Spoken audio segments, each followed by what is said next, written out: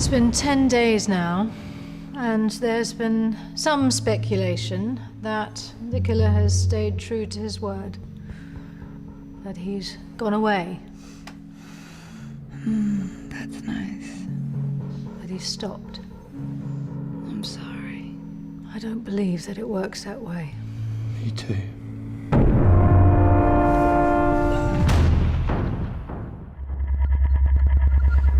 We were delighted when the audience came to season 1 of The Fall.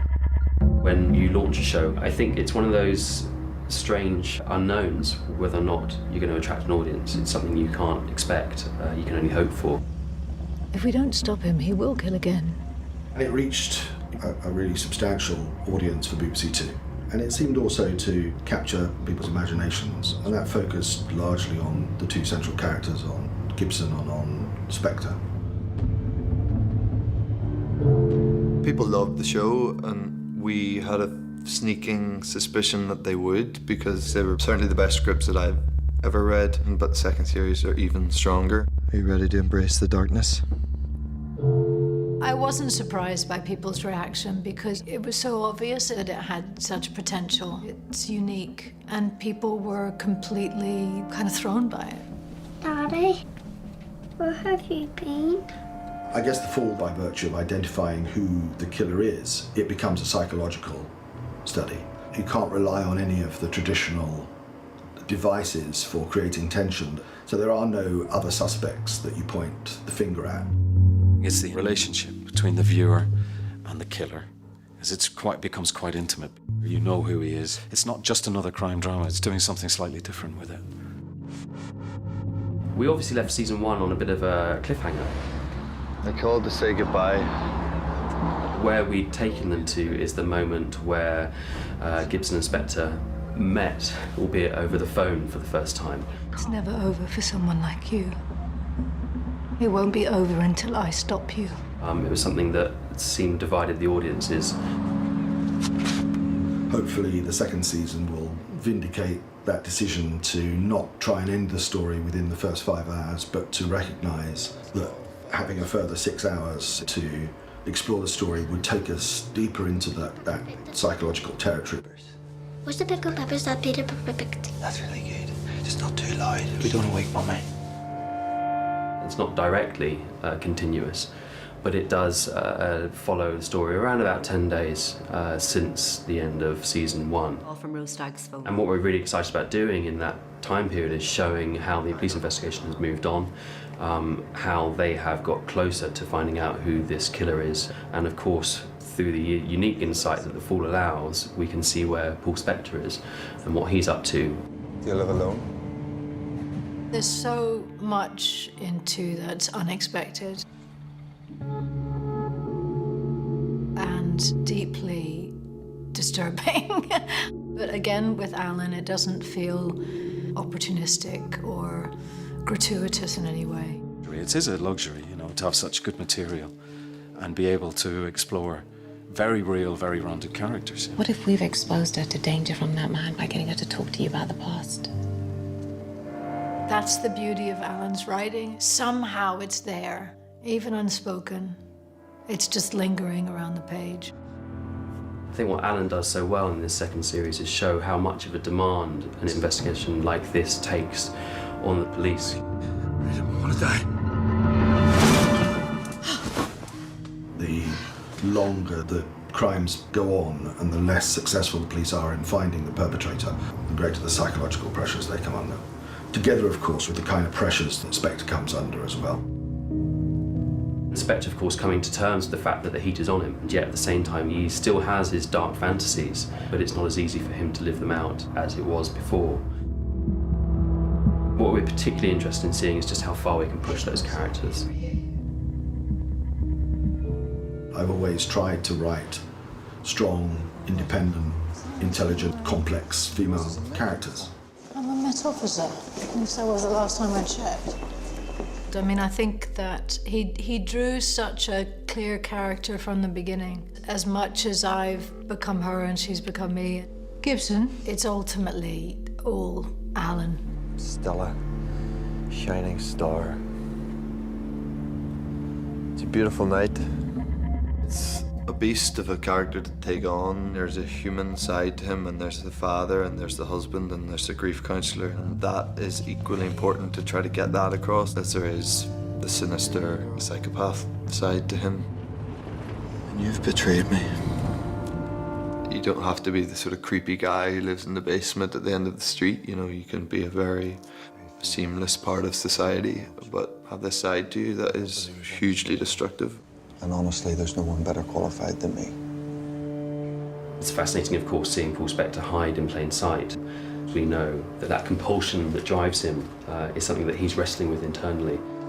Regardless of what a character is doing, the audience has to be on your side. My mother was Catholic.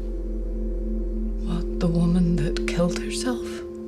Abandoned you? Spectre has to fascinate on some level, even if he's a thoroughly reprehensible individual. And the fascination for me is trying to explore the real psychology of individuals like him, how it is that some men can commit crimes of violence against women. A certain kind of toxic, misogynistic view of women. I neither wanted to sensationalize it, but nor did I want to sanitize it. And that's a very difficult path to tread. And the attempt was to get Gibson to explore those ideas and to present counter-arguments. Do you think he was planning to attack you? Is that how you see yourself? As my protector? Hopefully make it absolutely clear to the audience that the show is rooting for Gibson and her attempts to stop this man from perpetrating the crimes. Which is not to say there isn't a fascination surrounding Spectre, particularly in Jamie's portrayal. So I think it's going to be a bit more of a psychological battle with Gibson and Spectre with each other, but also with their own demons, their inner demons. It was obvious in the first series that Alan knew what he wanted visually, and I was really pleased when I heard that he was directing the second series. I think that nobody could ever know it better than he, so it seemed completely logical that he would take it on. I mean, aside from being a writing genius, he's an exceptional director. He's just such a generous soul that really comes across in the way that he relates with people, and just wonderful to be around. It's a luxury for an actor. Working in England and Ireland, it's like having good old fish and chips. It satisfies your soul, that, you know, in a way that no other production can. It's a lot of fun, great sense of humour. We've made life difficult for ourselves in places. We had a pretty grueling schedule over 16 weeks involving a lot of night shooting. So we were outside in some pretty tough conditions at times. But as always, as we found with season 1, they're an incredibly hard-working crew, and they would always go the extra mile for us. It's a real honour and a privilege to be involved in it, and this crew and cast is fantastic. There's a passionate feel about it.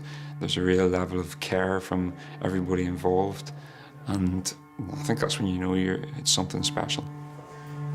The crew that we have is one of the best crews I think I've ever worked with. Everyone, I think, embraced the idea of the second season as an opportunity to build on the work they'd done on season 1 and to keep it fresh and exciting and alive. I think Rory saw it as an opportunity to develop the look of the show. You're always tempted to change things, but you also have to be kind of faithful to what you've established.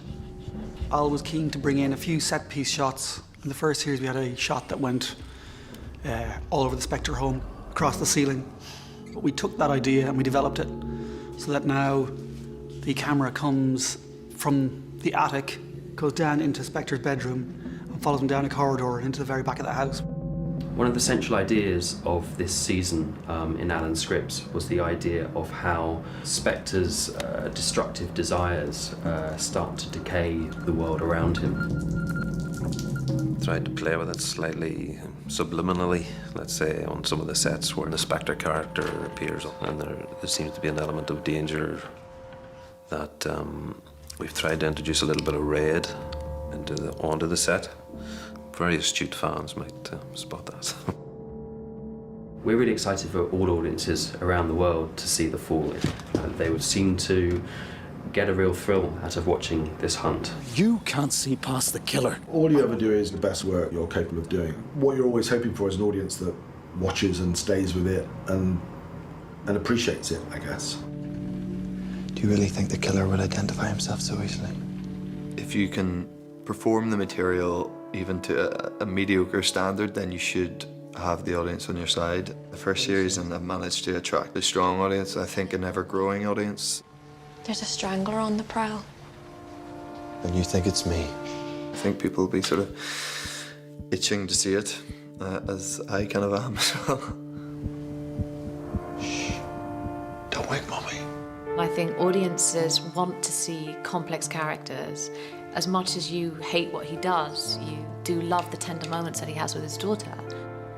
Everything's gonna be all right. We'll always be together. I think when you create those kind of multi-layered, interesting characters, it creates this level of intrigue and mystery, which I think audiences want. They want to kind of have lots of questions, and they want to see nuanced performances.